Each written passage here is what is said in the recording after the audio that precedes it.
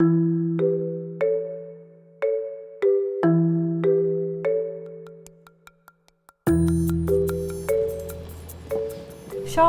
is coming today. She is a second-time mum. She's 43 years old. She's 29 weeks pregnant tomorrow. She's come along with her husband David to have a conversation about what they'd like to do with the birth of their baby this time. I'm there to answer any questions they might have about that, and then for me to share some information with them about the risks and benefits of having a planned caesarean section as opposed to a vaginal birth. I'm Joan. I'm one of the midwives in the clinic here. More than 25% of women who have their babies with us have had a previous caesarean section like David and Sian. So one of the things that's really important is that we have a meaningful choice conversation with them in terms of their options. And their options, like Joan explained, is either having a vaginal birth or having an elective caesarean. I also want to give you some information regards, having a caesarean section this time again, or maybe planning a vaginal birth. And then I'll give you some information about, the pros and cons and benefits and risks of either a caesarean section or a vaginal birth, and some of the evidence around it all. So really an opportunity to share information. So maybe make a start and tell me a little bit about what happened when Matilda was born. It was a great experience. All went into natural labour, fine. Waters didn't break, but it was all going all right. But it just got progressively slower, and didn't dilate very much. 5 centimetres. Well, I dilated from 2 centimetres to 5 maximum, but within about 24 hours or so. And we opted for a birthing pool, didn't we? Yeah. But obviously nothing was happening. So the midwife later in the afternoon broke my waters, and then obviously kind of came a bit harder and faster. And then she said, look, we'll get you to the labour ward. And then they said, are you okay for an epidural? And I said, whatever's safer for me and baby is fine. And we waited and waited and waited. And nothing really happened, so nothing really progressed. And yeah, got to the maximum of 5. And Matilda went into distress, and then they had an emergency C-section. Well, it sounds like you went into labour on your own, which is a good thing. And you got to about 5 centimetres. You said that they were worried about Matilda's heart rate. Did her heart rate just slow down, or was it the oxygen levels that they picked up? A combination of both. A combination of both. Yes. I remember sitting there and both their heartbeats started to go A bit, yeah. A bit funny. A bit erratic. So I got a bit worried. Worried, of course, yeah.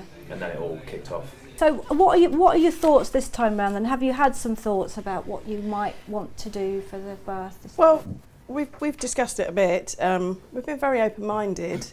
I think the one thing that the place I come from is I would rather not have an emergency again. I feel a bit more vulnerable maybe because of my age. Maybe I'm more conscious of that, which, kind of just highlights a few kind of things. I'm going, well, obviously the placenta,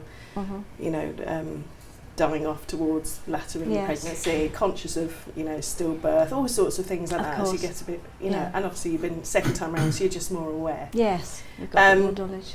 So safety of the baby, really, it's taken us a while to get here. So I think we'd be more cautious than kind of gung-ho. Yes. So we're open to advice, and we're open to hear the pros, the cons.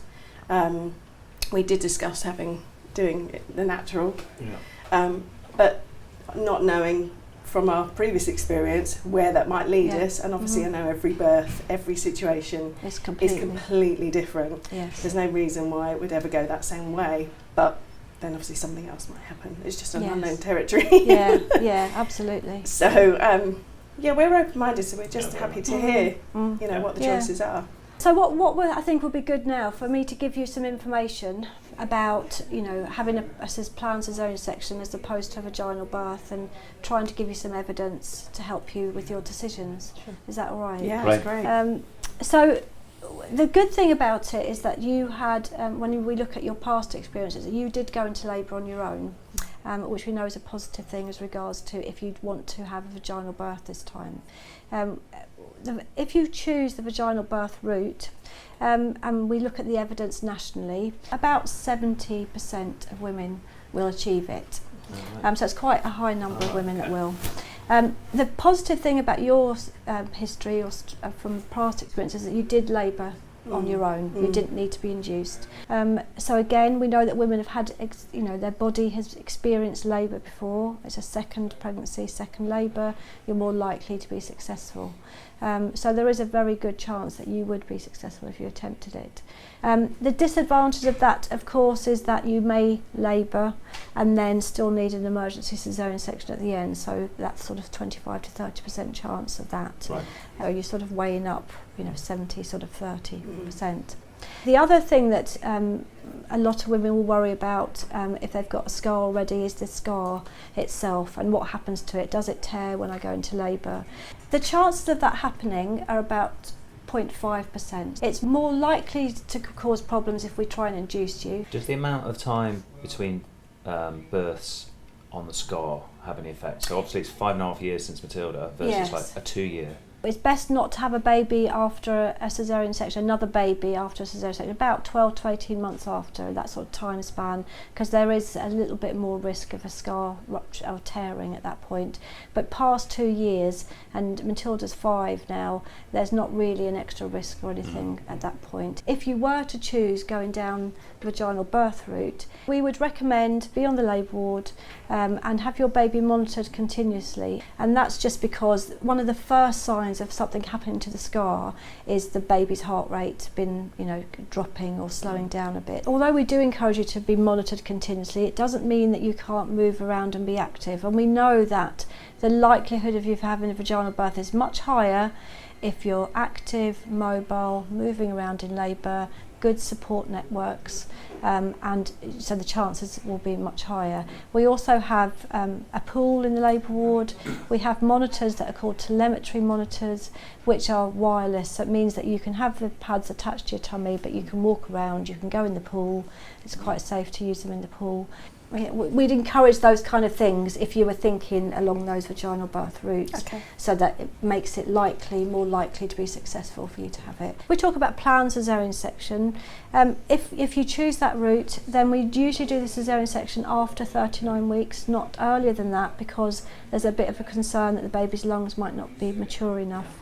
You've had a caesarean section already, so you've got a scar there already. Over the same scar then? Usually around the same scar area, because they like to keep it sort of low. The other thing that's a bit more high risk is developing clots in your legs. We do give you drugs to thin out the blood a little bit, and that's usually a daily injection. Usually only while you're in hospital, and once you're mobile then that's fine. I don't know if you're planning a larger family, but if you were thinking of a third baby, it's likely that if you've had 2 caesarean sections, you'll probably have a third. And the more caesarean sections you have, the more the risk seems to come. Planned is a bit better than an emergency. You went through the emergency, so you come in, it's sort of a bit more relaxed, calm atmosphere, and women do tend to recover from a planned perhaps better than an emergency. If it's a planned caesarean section, we do something called enhanced recovery programme. So if you and the baby are well, we can get you home within 24 hours as long as there's no other complications. So that means that you're less in hospital, and we know that does reduce the risk of infection and things like that if you're able to get home a bit sooner. But that still doesn't take away from the fact that you'll have a bit to recover afterwards, and you've got a daughter and then a son as well to look after. So that's a little bit more difficult sometimes to manage. So what really matters to women is that they have the evidence. And our role as health professionals is to give them the evidence, but as Joan did in this situation, to give them the evidence and present it in a meaningful way. Love the way Joan said, no pressure. My role here is just to give you the evidence.